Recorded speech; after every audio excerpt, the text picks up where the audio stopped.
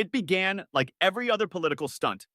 A prime minister desperate for control, a billionaire tired of being told what to do, and a public too exhausted to care. But in less than 72 hours, that exhaustion turned into fury, and the fury into something historic. Britain's government is collapsing in real time. Markets are trembling, crowds are chanting in the streets, and for the first time in living memory, the King of England has publicly broken royal silence to defend the freedom of speech. The spark? A single broadcast on X. Keir Starmer thought he was declaring sovereignty. What he ignited instead was a rebellion. 3 days ago, he stood in Parliament and announced a sweeping new digital regulation, a so-called sovereignty tax that would force global tech firms to pay for using British data. His tone was triumphant. He promised to end, once and for all, what he called the exploitation of British citizens by Silicon Valley. The soundbite was perfect. It played to Labour's base, the working voter who feels like a product in a foreign algorithm. But what Starmer didn't foresee was that Elon Musk was listening. And Musk doesn't do quiet. Yesterday morning, during a live Tesla board meeting streamed to over 180 million people, Musk detonated a political bomb. He released documents, real or not, no one knows yet, that he claimed were internal labor files outlining a plan to monitor and restrict political speech ahead of next year's election. They don't want regulation, Musk said, his voice cutting through static and disbelief. They want control over what British citizens read, watch, and say. The words hit like artillery.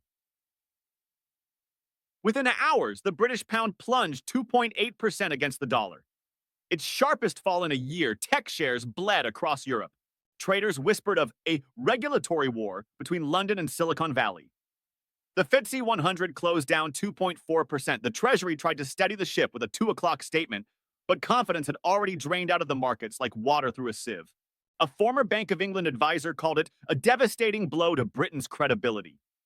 Pension funds alone lost nearly £2 billion in a single day. The lifetime savings of nurses, teachers, and engineers evaporating on the screens of traders who had no idea why. And still, the real shock was coming. At Buckingham Palace, during a routine meeting of the Privy Council, King Charles broke 7 decades of royal neutrality. With ministers seated around the table, he spoke slowly, gravely. Britain's greatest strength has always been its commitment to open debate and the free exchange of ideas. Any attempt to restrict that freedom, however well-intentioned, risks undermining the very foundation of our democracy. It was the politest possible thunderclap, a direct rebuke of his government, broadcast not in volume but in gravity. Behind closed doors, Palisades confirmed that the king had read Musk's leaked files before they went public. He'd even consulted constitutional scholars about the monarchy's duty when free speech itself was at risk. The BBC's top historians compared the moment to Edward VIII's abdication crisis, a monarch once again forced to intervene in a nation's moral direction. The symbolism was seismic. A king defending speech. A prime minister accused of silencing it. The optics alone were enough to sink a career. And outside the palace walls, the country erupted. By nightfall, protests had swept through Manchester, Birmingham, Leeds, and Glasgow. Thousands of people poured into the streets with placards that read, "Hands off our internet," and "Free speech isn't negotiable."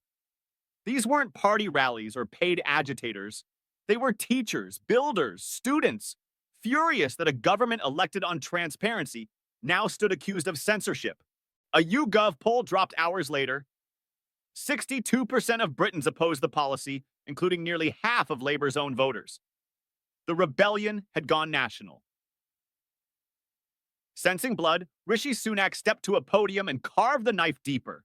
This government would rather silence its critics than solve real problems, he said, his voice almost trembling with glee. While they censor, Britain suffers.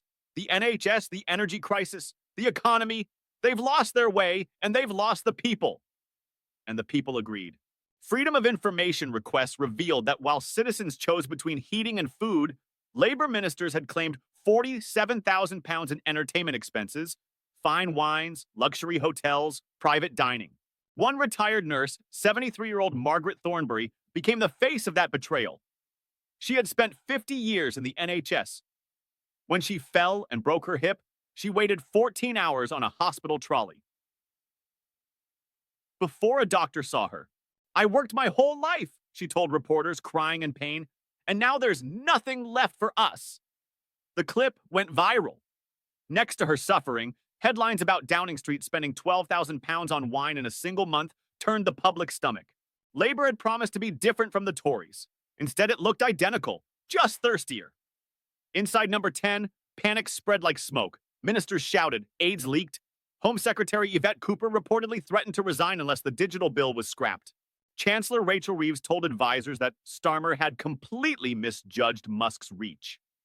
On Labour MPs' private WhatsApp groups, messages leaked to the Telegraph read like confessions from a sinking ship. "We're fighting someone," wrote one backbencher, "who has a bigger megaphone than our entire party combined." Then came the final blow, the second leak. According to multiple sources, Labour's own strategy team had already polled voters on internet regulation months before Musk's takeover of Twitter.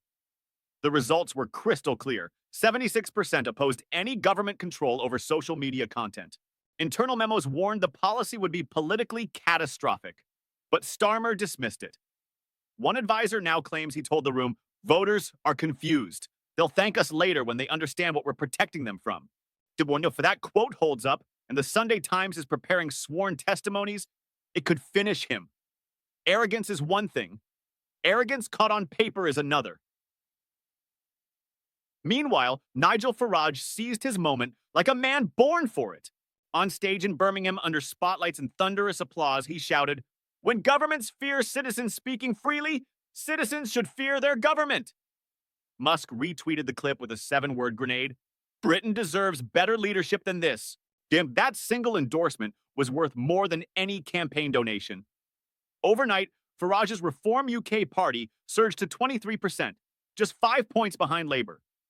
What began as a sideshow had become an existential threat. Now, even Labour's union backers are cracking. 3 of the largest issued a joint statement expressing grave concern over the potential loss of tech jobs if American firms pulled out. Their message was diplomatic but deadly. Unless stability returned, financial support would be re-evaluated. In translation, the money stops if the bleeding doesn't. Without the unions, Labour's campaign machine grinds to dust. And all this while global investors flee. 5 major tech giants have announced reviews of planned British investments totaling nearly £9 billion. JP Morgan has downgraded the UK's outlook to cautious for the first time since COVID. Parliament reconvenes tomorrow under a cloud of no-confidence whispers. Every trader, every journalist, every cabinet member knows what that means. Starmer might not survive the week, because this isn't just a scandal. It's a real-time collapse of power. A government imploding under the weight of its own hubris, a prime minister who thought he could tame the digital age with old-world authority, and a monarchy quietly reminding him that the crown still watches. Elon Musk didn't just leak files. He exposed the fragility of a system that believes control is strength. In one live stream, he flipped the hierarchy from parliament to platform, from politician to algorithm, from the state to the screen. Starmer tried to fight the future with the tools of the past, and the future fought back.